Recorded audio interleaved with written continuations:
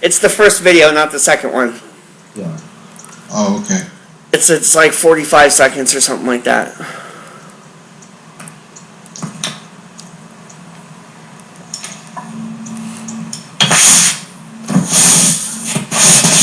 Well, I'll send it to you again in case you don't have it. Okay.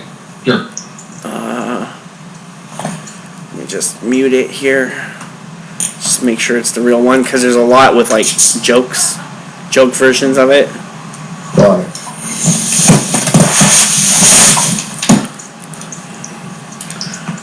All right, here it comes.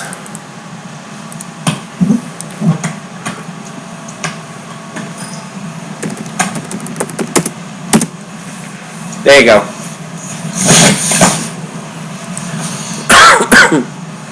I'm curious to see Isaiah's reaction to that. Yeah.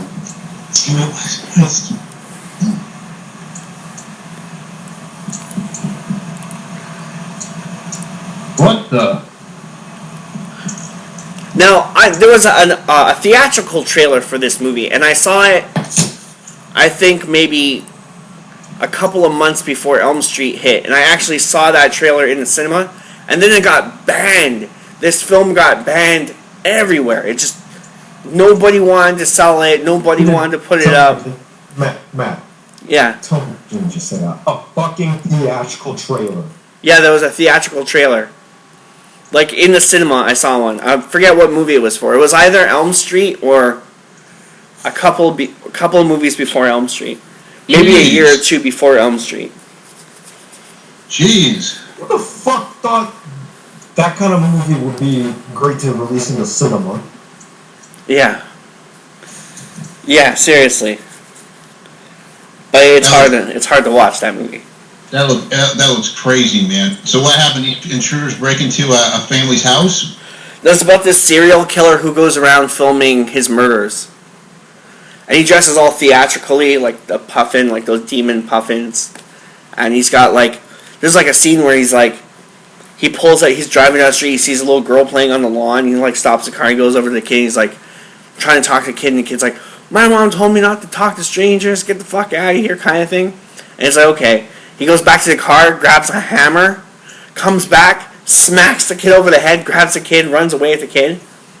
Like, it's fucking crazy. There's like a scene where he like chops off this girl's hand, like really bad, or like kills one girl, makes the other girl kill the other girl, or else he's gonna go kill her family. And it's just a really bad fucking horror movie. Like,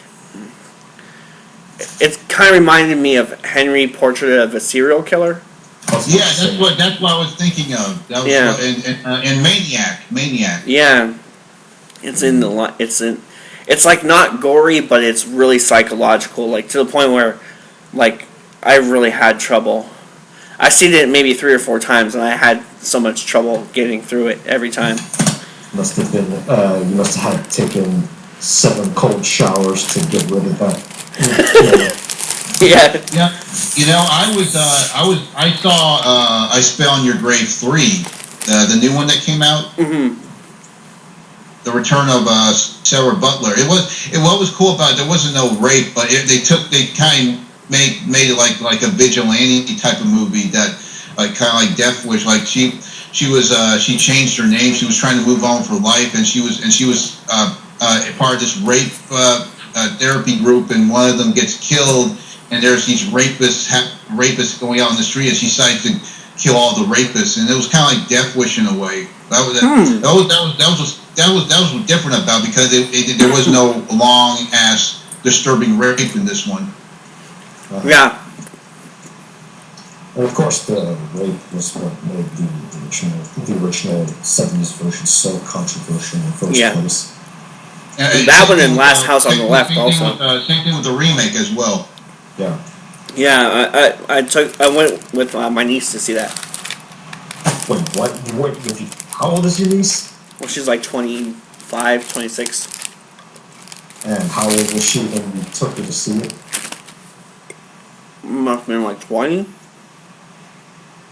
When did that come out? 2010. Yeah, like 20. 21. They still didn't take her to see it when she was younger. No. Well, all my nieces and nephews are all big horror fans, you know. Ah, I see. So they probably can deal with subject like this. Yeah, the only movie I think I went to see with her that wasn't a horror movie was like Tron. Tron Legacy. Yeah. I like the movie, but I still prefer the first one. I really enjoyed Tron Legacy. I just didn't like the whole.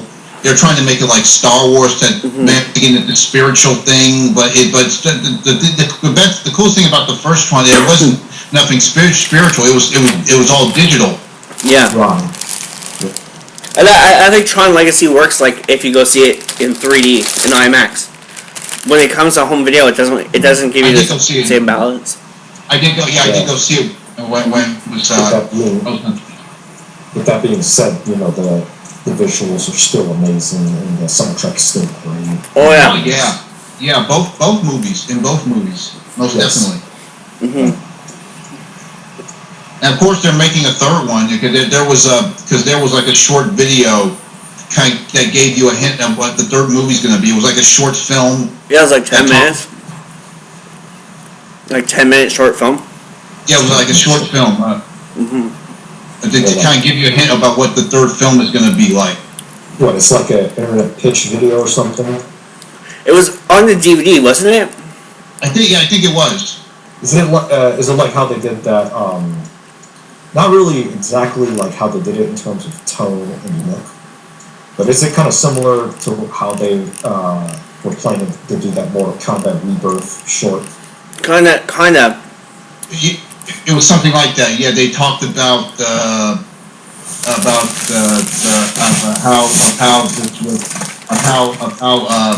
how the storyline was going to go, and the character Bruce Roxy, who played Tron, who played in real life, who his character in real life outside the grid wanted to take over the business, and Flynn's son became part of that group. Flynn Lives.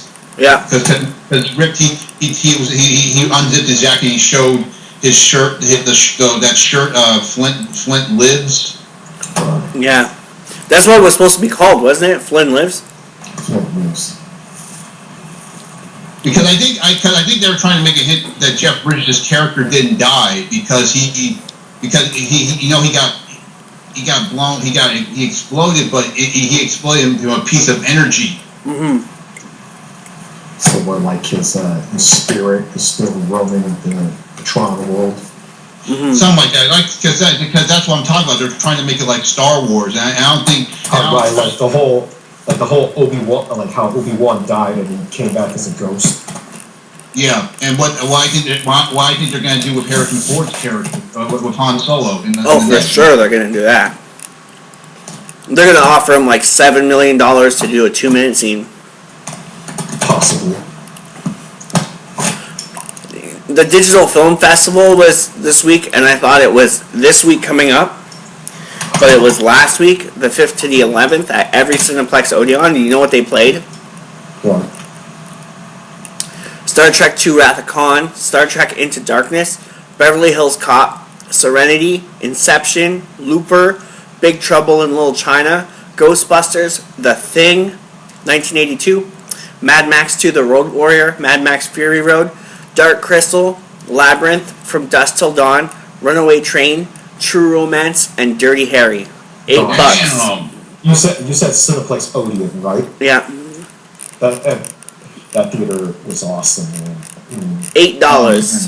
Man, those are a lot of good movies right there, man. Yeah.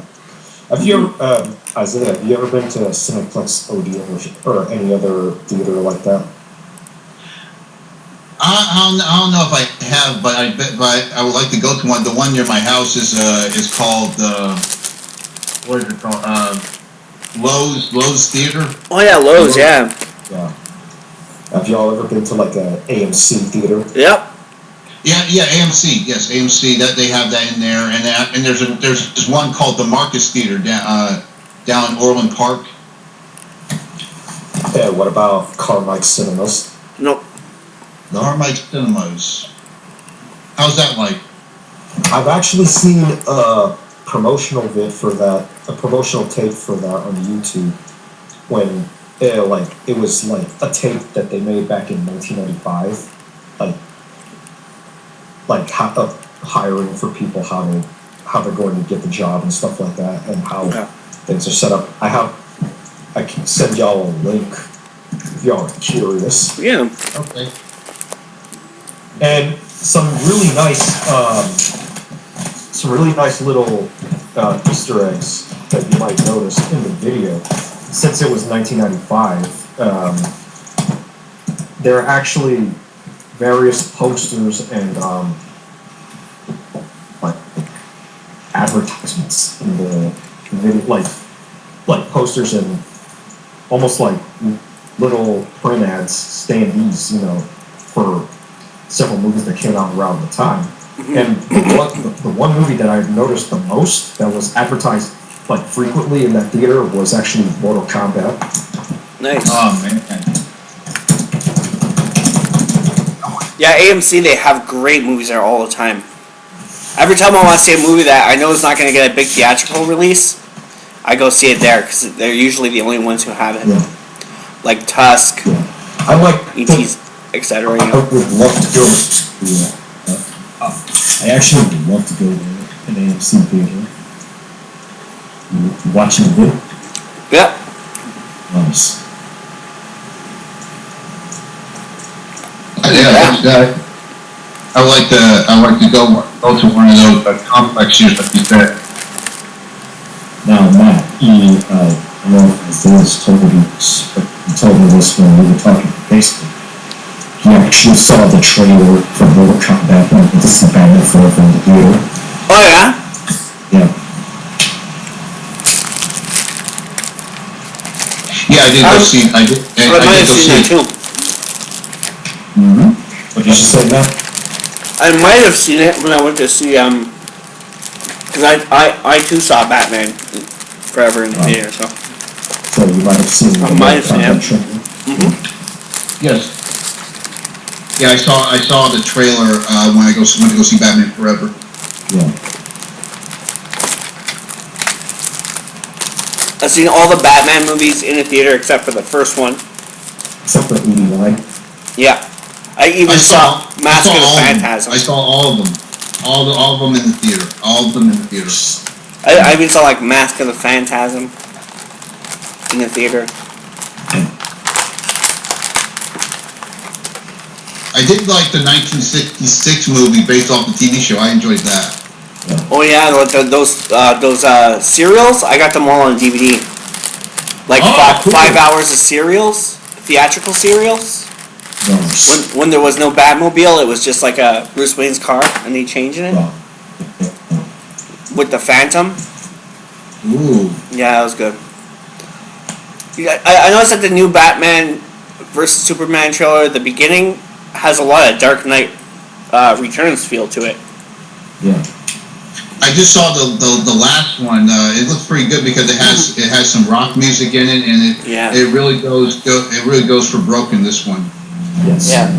Like the whole beginning to that trailer feels like, Dark Knight Returns when he goes in and he fights all the thugs. Yeah. In the beginning, kind of feels like that. Hey, let me tell you something about that trailer. Although I have mixed expectations for Batman v Superman and Dawn of Justice, the stuff with Bruce Wayne Batman actually looks really good, especially that first fight scene you see in the trailer. Yeah. Yeah, that is 10 times better than what Christian Bale did, because Christian Bale he wasn't really martial arts. It was just